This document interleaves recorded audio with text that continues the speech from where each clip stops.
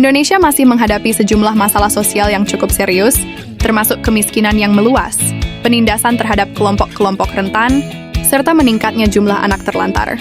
Banyak masyarakat, terutama di daerah pedesaan dan perkotaan yang kurang berkembang, hidup dalam kondisi yang sangat sulit dan terpinggirkan.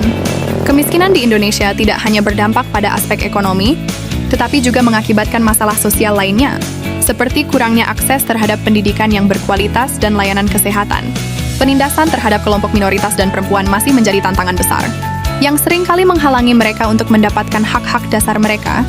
Selain itu, fenomena anak terlantar semakin meningkat, dengan banyak anak yang terpaksa hidup di jalanan atau dalam panti asuhan yang tidak memadai.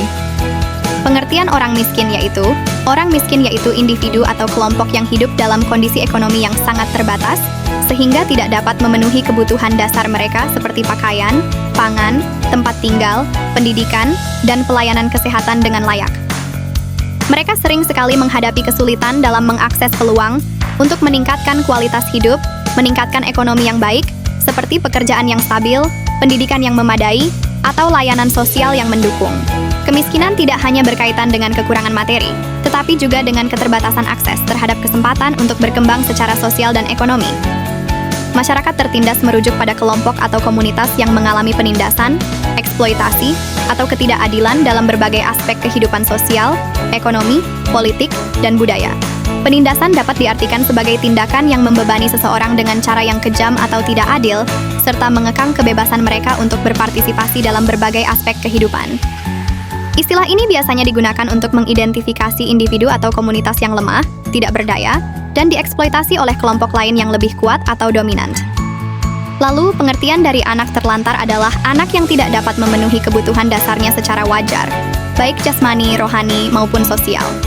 Hal ini dapat terjadi karena berbagai sebab seperti orang tua tidak mampu atau miskin, salah satu atau kedua orang tua sakit atau meninggal, keluarga tidak harmonis, tidak ada pengasuh, anak lahir dari hubungan seks di luar nikah, kelahiran anak tidak direncanakan atau tidak diinginkan, anak berasal dari keluarga yang broken home.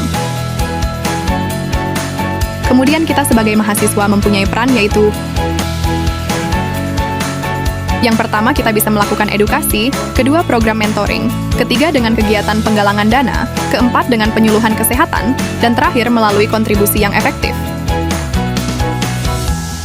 Tetapi dalam menjalankan hal tersebut pastinya ada kendala.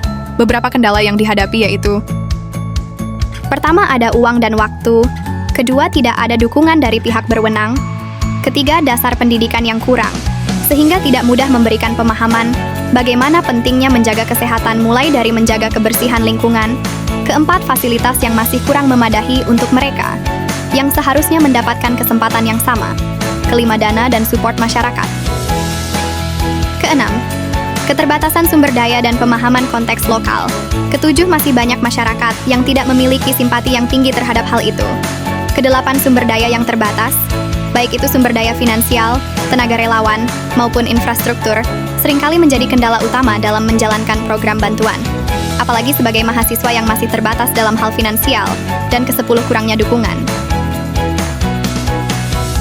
Melalui semua peran-peran ini, mahasiswa dapat menjadi kekuatan positif yang mendorong perubahan sosial, meningkatkan kualitas hidup masyarakat, dan membangun masyarakat yang lebih adil dan berkelanjutan.